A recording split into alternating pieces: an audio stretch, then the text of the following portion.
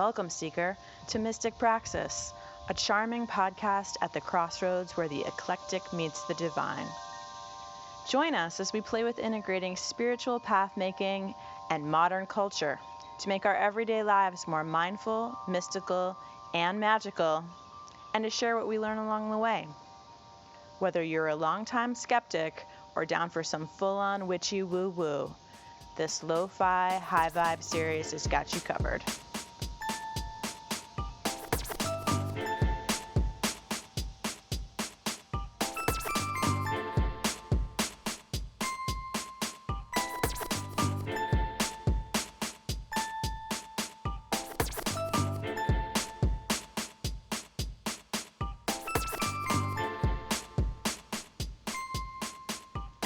Hey Seekers and Skeptics, welcome back to Mystic Praxis.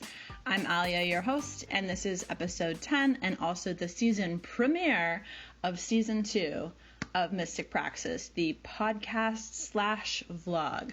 So as always, this is going to be a little bit lo-fi and no editing is my supreme hope.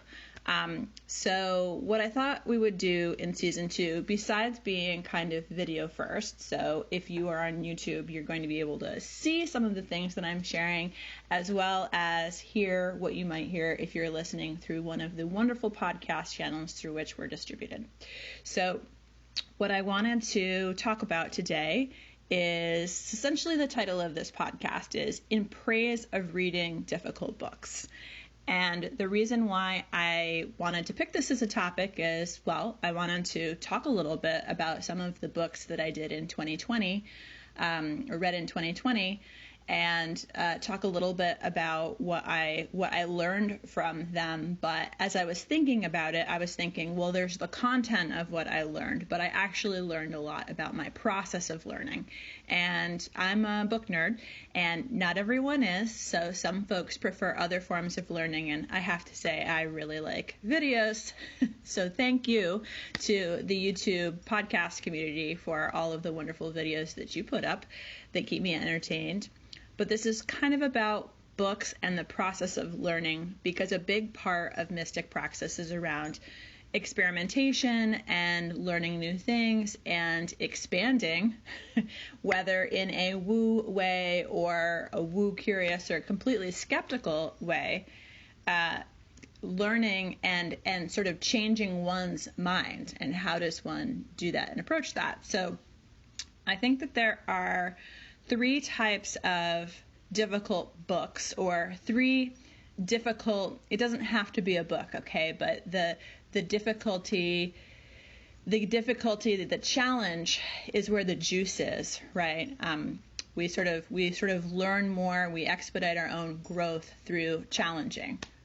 That even works in botany, right? You know, sometimes you need to sort of trim a tree in order for it to actually grow back more healthy. And so that is true also with learning, in that sometimes the sort of juiciest learning opportunities, the things that give us the most ability to transform our thinking or our being, are things that are challenging. Strength training is the same way, by the way. You're challenging the muscle, you're sort of breaking down the muscle a little bit in order for it to grow back stronger. So there's 3 types of difficult books/learning mechanisms that I wanted to go over. And the first one is probably what you thought of immediately when I mentioned difficulty, which is around density. Things that are very they're difficult to get through because every sentence or every sort of thought that is shared is extremely difficult. And in fact, that's kind of where I spent 2020, is that I read 2.5/3 very difficult books, and so the sort of the books that I got into were Doctrinal Basis of Transcendental Magic by Eliphas Levi, and that's book number 1. And you can sort of see, like, speaking of density, this is a heavy book. Book number 2 is The Triumph of the Moon by Ronald Hutton, which is sort of it's an academic book, a historical book. So Transcendental Magic is not academic so much as an older philosophical text, right? So it sort of has some natural density just due to being the use of language and allegory, not necessarily something that you kind of like can read on the beach. And then the last book, and I don't think this is actually meant to be a dense book, a difficult book, but it's Technosis by Eric Davis, which is essentially about the intersection of magic and mysticism and technology, which is a really big interest of mine. So I actually read parts of this book before, but I went about reading it this time with a lot more intention, meaning I approached it the way that I approached these first two difficult books. Now, having spent some time in graduate school, I developed a method for reading difficult books, reading texts, reading things that don't naturally flow, that I can't just kind of like cuddle up in a chair and read, and they involve some particular tools and habits. So, for example, for the first two books that I'm going to talk about, Transcendental Magic and Triumph of the Moon, first thing is I approached these books because they were associated with a book club or some kind of external structure, some kind of resources that were going to kind of help me along, whether that's in sort of reading prompts and questions to kind of stimulate interest while reading, sort of questions to be asking myself, to be curious about while reading, and also a form of discussion. So one of the things that I found in reading difficult books is it helps so much to have someone to talk about these things with. Otherwise, if you have questions, they're just bouncing around in your head, or observations, you don't get to have that sort of solidification that happens when you actually get to kind of trade ideas then with others. So that was number one. The other thing that I did, and I was able to do this up until the pandemic, is I would leave my house. I would go to a coffee shop or some other place where I could put on headphones, have coffee, have my book, have my note-taking apparatus around me, sort of set up shop, and then read a chapter, however long it took, 1 hour, 2 hours. If I had to take a bio break, I might actually go to a different coffee shop, because for me, simply sort of changing the environment around me, and putting on headphones and having all the note-taking ready, it shifts my mind into a mode where I'm able to focus. It's a lot harder for me to focus in my home. My home was super comfy. Like what I like, things I like to do when I'm at home are curl up on the couch. And these are not couch curling up books. These are books that sort of require sort of a forward motion and sitting up straight and kind of having multiple highlighters. I don't know if you can see this, but I used highlighters, I used notes in the margin, and I had a notebook on the side. So these two books, I was lucky in that I did have that book club. With Technosis, I didn't have that. I had a sort of a different situation, which is I work in technology, so this book is dense in a different way. It's not so much that it's hard to read, it's that I actually have to take breaks when I read it, because some parts of it resonate so much, or that I had these experiences, but I didn't realize that there were others having similar experiences and making some of these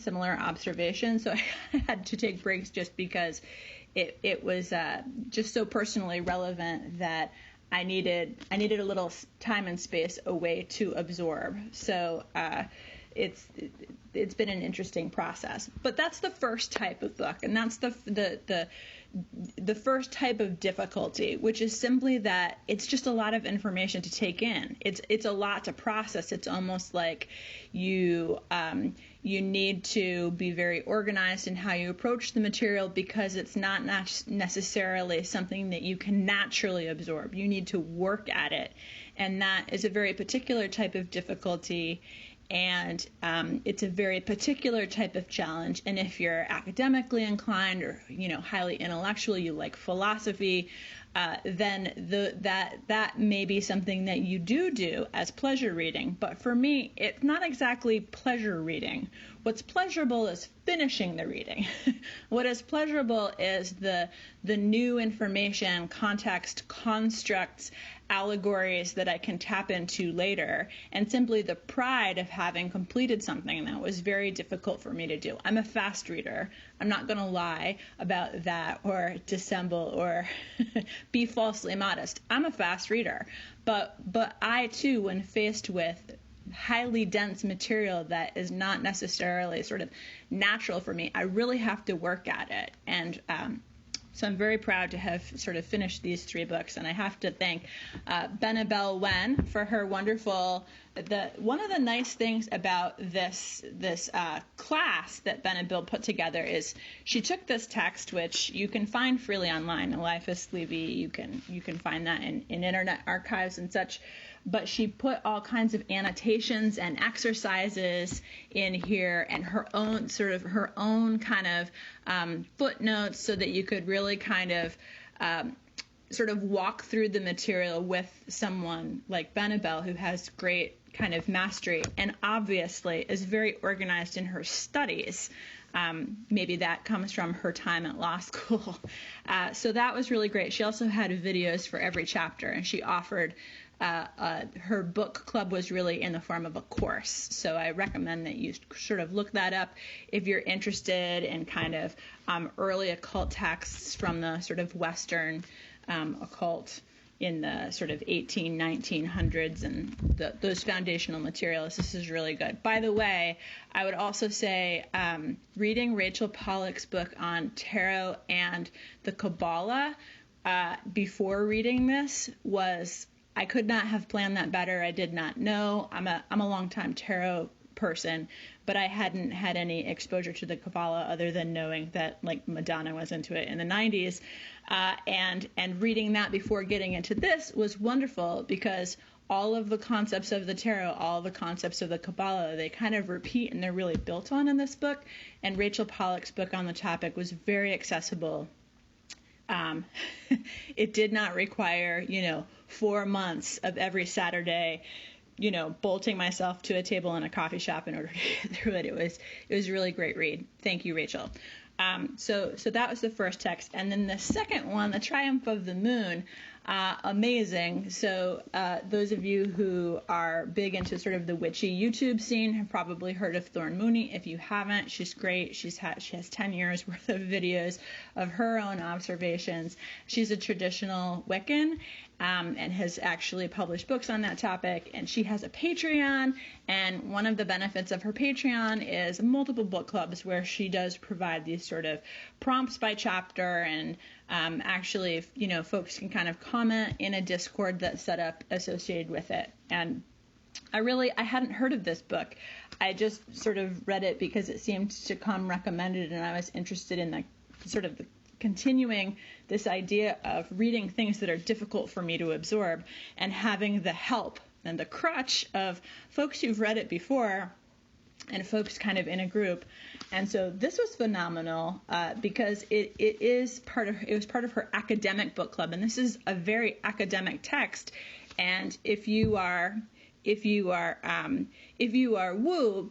most of the materials that you might have access to easily would be kind of pop versions of things, like sort of like pop sci. You kind of get like pop religion, pop theology potentially.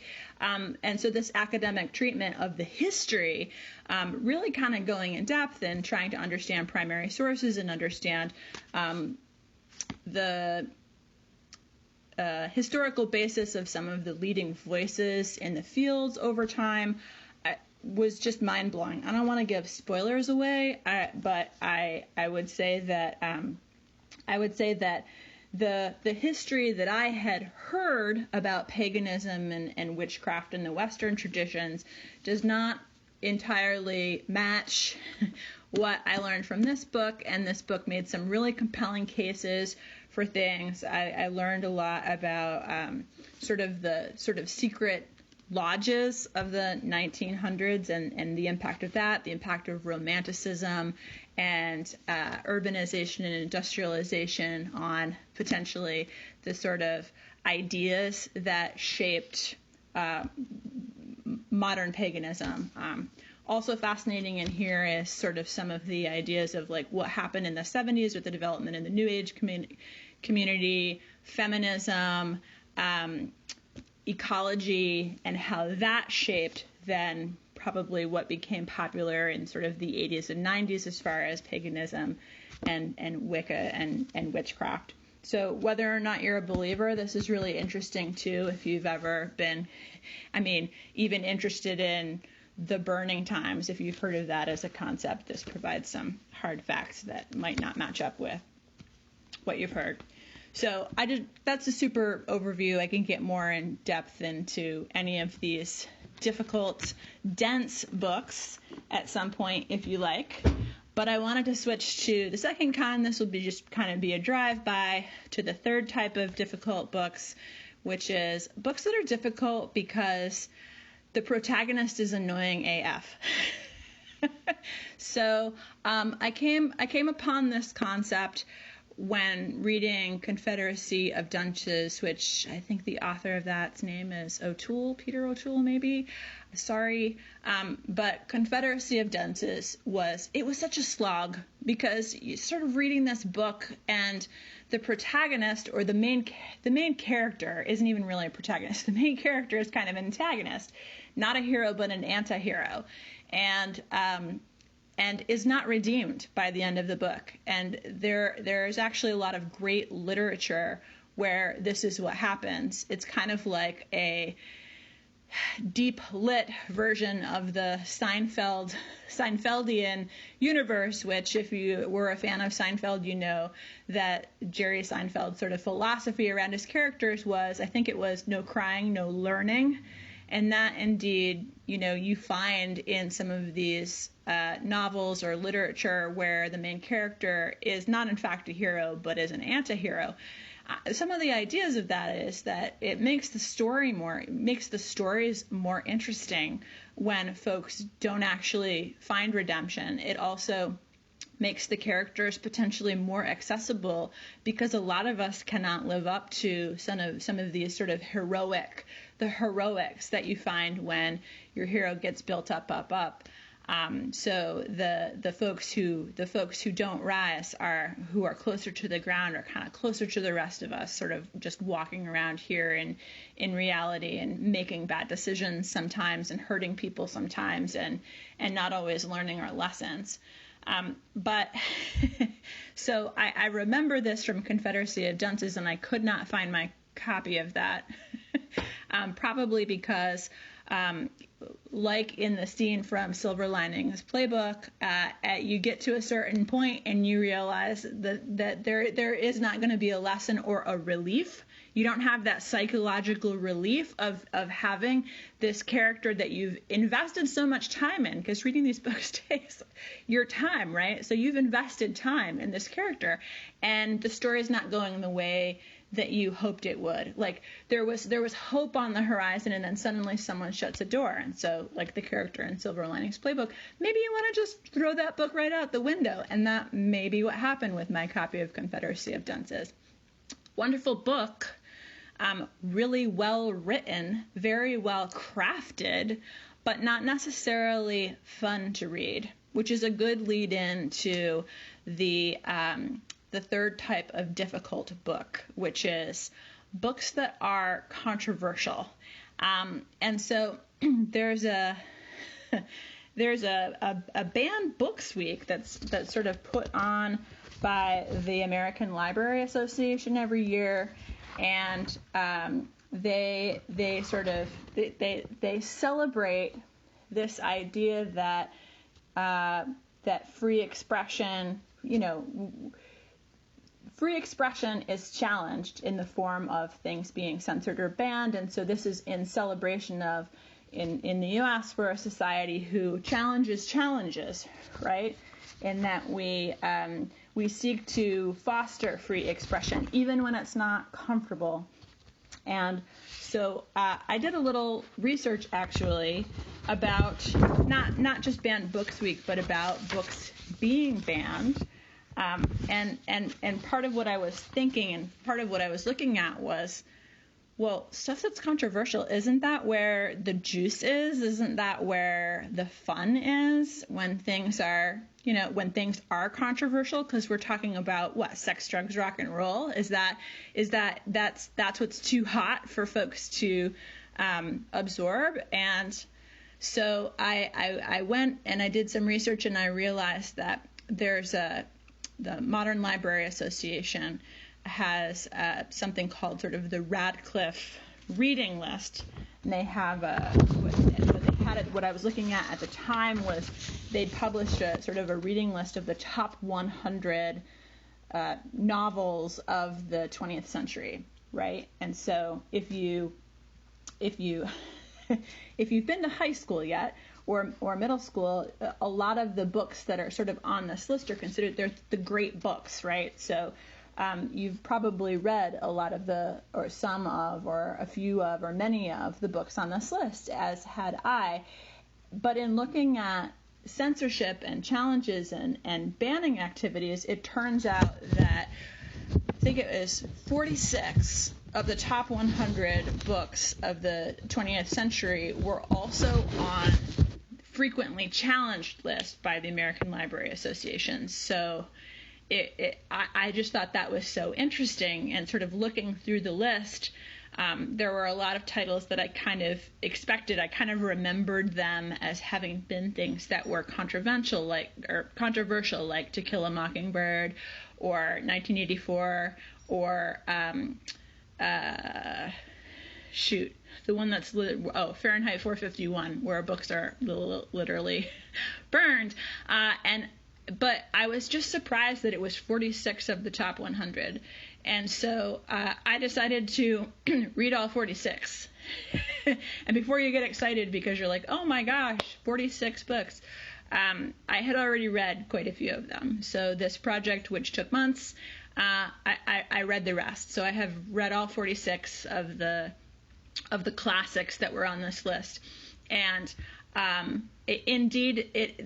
there is a lot of sex and drugs in these books. There's also racism, classism, unpopular political ideas like socialism, communism, labor unions.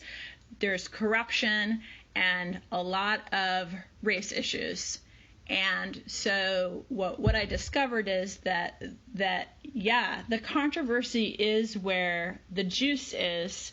It's also difficult. These books can be difficult to read on an emotional level. So what did I learn? I learned I hate D.H. Lawrence, who has 3 books on that list. And Lady Chatterley's Lover is fine and all, but you did not need to do Sons and Lovers to anyone, D.H. Lawrence. So I really can't stand D.H. Lawrence. Also not a fan of the Rabbit Run guy, who also wrote Witches of Eastwick, Updike. Oh my gosh, like the Rabbit series, come on, man. Like that was just, what a jerk. Very much like Confederacy of Dunces. You have these protagonists who you hate. That was also true with Tropic of Cancer. And many of the books were very moving, but many of the books were also really triggering. So probably the book that I'm actually looking at a stack of these books. So you have dystopia with things like Fahrenheit 451, and then Henry Miller's drug-induced, lecherous roll about Paris in Tropic of Cancer, The Jungle by Upton Sinclair, which is political allegory, but so graphic that I probably threw up. All the King's Men with, corruption, One Flew Over the Cuckoo's Nest. Even if you haven't seen the movie, you've probably heard a bit about this book, which very disturbing. Turns out, at one point, I lived a few blocks from the Veterans Hospital title that this is based on. So that was not creepy to discover. Slaughterhouse-Five, Catch-22. These are books about war, what happens to people, mental health issues show up in here. So a lot of stuff. And then, To Kill a Mockingbird, Go Tell It on the Mountain, Their Eyes Were Watching God. Really moving books that help you see the world through other people's eyes. And so it was very heavy. It was very heavy reading. But I do think that it changed me. It changed me to understand these stories, or to sort of, the nice thing about fiction is that it's not information like you get out of an academic text. It's almost like you get to walk a mile in someone else's shoes, and while you don't have the experiences that are described in these books, you get a taste, and I think it helps create empathy. Maybe 10 books in, the original plan was to read 10 books.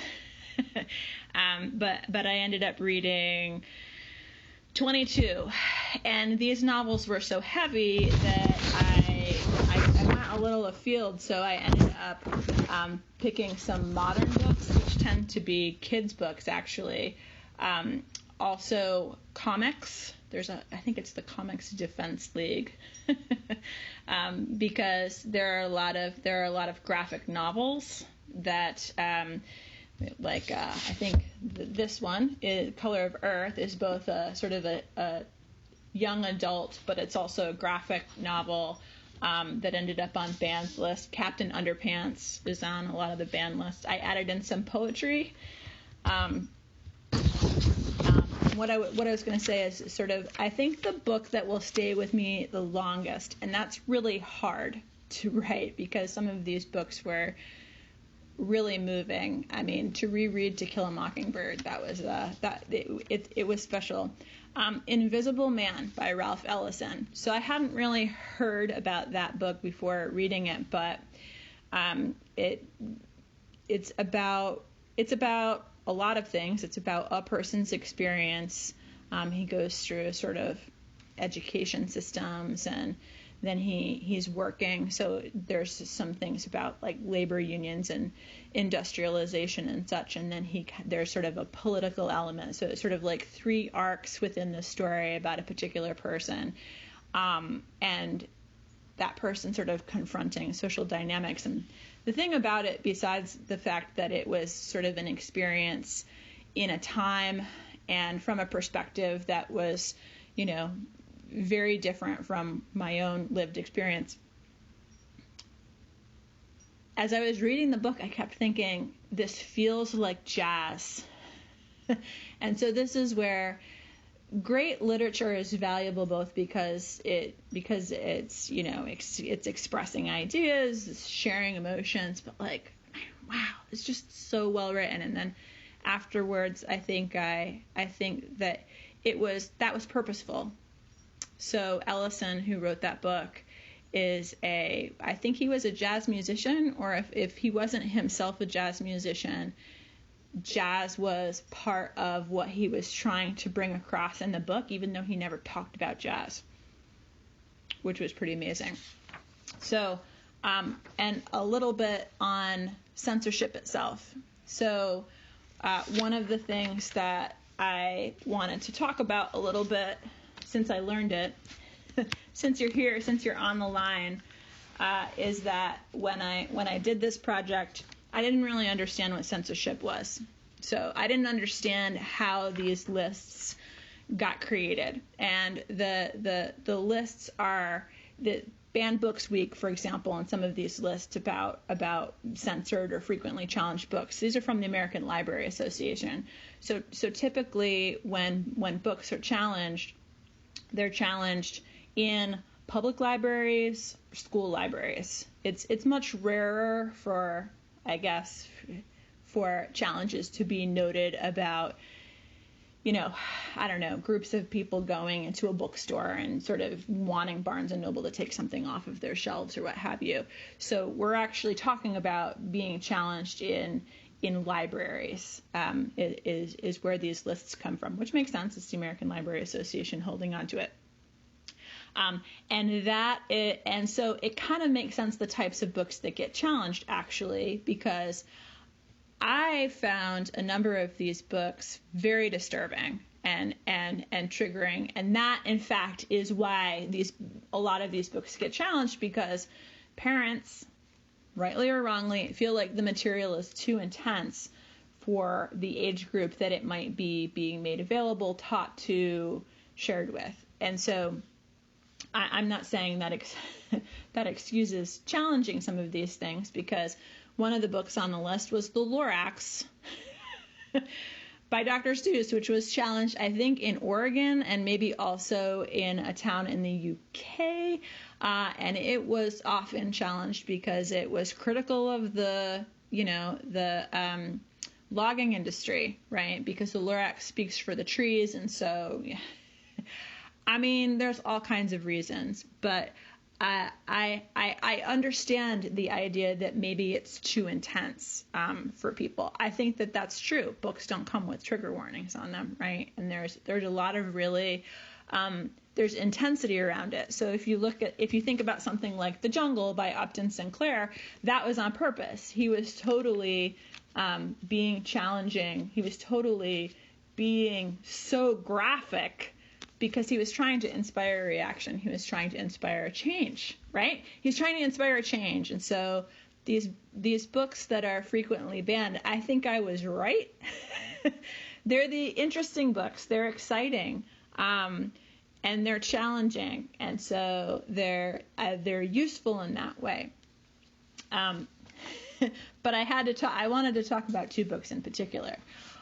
One is Ulysses by James Joyce. So this book was actually censored. It was actually banned, like, by the U.S. government at some point, because it was prosecuted under obscenity laws. So you could not find this book in Ireland, which if you're not familiar with Ulysses, it's a novel by James Joyce. It is written in sort of stream of consciousness, which was a very new literary device at the time, and it takes place on one day, June 16th, Bloomsday, named for the anti-hero of the book, Leopold Bloom, who walks around Dublin for a day. Okay, there's no spoilers there, but that's just sort of what it is. But because it's kind of it's such an engineered book is the thing. Like, I mean, Joyce was just such a genius. But anyway, it's stream of consciousness. There's a lot of internal dialogue, and it's not all nice. And there's a whole, like, outhouse scene, and there's a lot of stuff in here. But I'm not sure if that's why it was censored in Ireland, for example. I think that it was probably considered obscene, as well as there were some definite political and religious opinions expressed, buried in this book, that probably led to that. So, and when something is prosecuted under obscenity laws and found to be obscene, that leads to things like crates of this book arriving in the United States and then being burned by the Postal Service, because it was not to enter the United States at that time. So sort of the long and the short of it is, no one would publish this, no one would distribute it, and so who published it? The French publishing company in Paris, which is where a lot of books that were too hot to handle, U.S. language books that were just too hot, ended up getting published out of other countries, and France and Paris, for example. There was a publisher in Paris. I'm not sure if I actually took note on which publisher it was, but there was this one publisher in Paris who ended up publishing a lot of these books, but then of course, for people to read it in the United States, it has to come to the United States.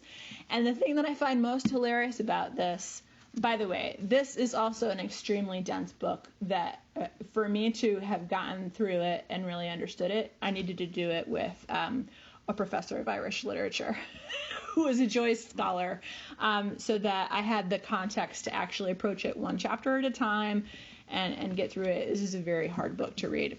But the thing that I find hilarious about this book, BT Dubs, is that so it was prosecuted, it was considered obscene, and therefore it wasn't allowed to be distributed or sold or what have you. It was overturned, and the reason why it was overturned, I just love this, is because this book was so difficult to read that the judge said, basically, no one would read this for prurient interest. This is too difficult. So no one would read this as porn because it would take too long for them to get any joy, is the long and the short of it, which makes me laugh. And then that brings me to the other book that I think is really interesting, which is Les Fleurs du Mal, which is a book of poetry by Baudelaire, and it's French. And the thing that I think is interesting about this is it was published in 1857, became the subject of obscenity, and then it wasn't until 1949 that the French removed the ban. And that is one of the, I just think that's so interesting, right? Is that you have Paris and France being sort of where the obscene books in English language were being published, but then Les Fleurs du Mal, that was too hot even for the French. And so that made me really want to read this. And it's amazing. And I also think that it's interesting. I know this is weird, but when I think about all of the sort of types of books that are challenged, like comic books, I mean, I get it. When I saw The Killing Joke was on the list of frequently challenged comic books, I was like, yeah, I don't want to read that again. But poetry, kids' books, Anyway, so I spent a lot of time on that because I'm really sort of passionate about it, because I just got so much out of doing that project, y'all. And I appreciated it so much. So those are the three types of difficult books. Ones that are difficult because they are like legit informationally dense, super challenging, and they require essentially support groups and internal processes in order to get through them. Second, because the main characters are so hateful that you're resentful of the time that you invest in it, even if there's some real beauty in the book or learnings, or it's artfully written, the story is interesting, you're just mad, get a little bit mad.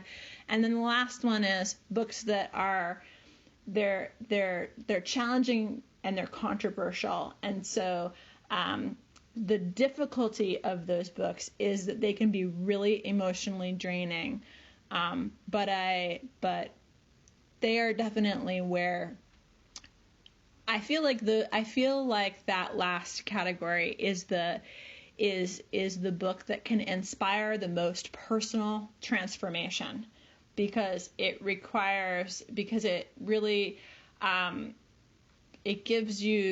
it doesn't just present you new information. It's almost like you have new experiences as you read through the books. So, what do you guys think? What do you think are the most sort of transformational, inspiring books or educational experiences? I'm interested to hear if you have opinions on any of these topics, or if you want to hear any more, because I could totally do a whole episode on Ulysses or some of the technosis. I'm probably going to dig into a little bit more with you all. But I'm interested to hear what you've been reading, why you've been reading it. Do you have any sort of tricks or processes to get through things that you find really, difficult? Do you have resistance towards certain types of media because you find them, emotionally or intellectually difficult or challenging? Let me know. And I hope that those of you who were able to watch this on video, are liking this as something, a different sort of mode of my sharing. And for those of you on the podcast, I hope you heard all this loud and clear, even though some of what I was doing was shoving books into a camera. Hopefully you caught the gist and are also still enjoying this experience. Anyway, see you on Instagram or Twitter or anywhere else where Mystic Praxis lives, and I will see you next time. Bye.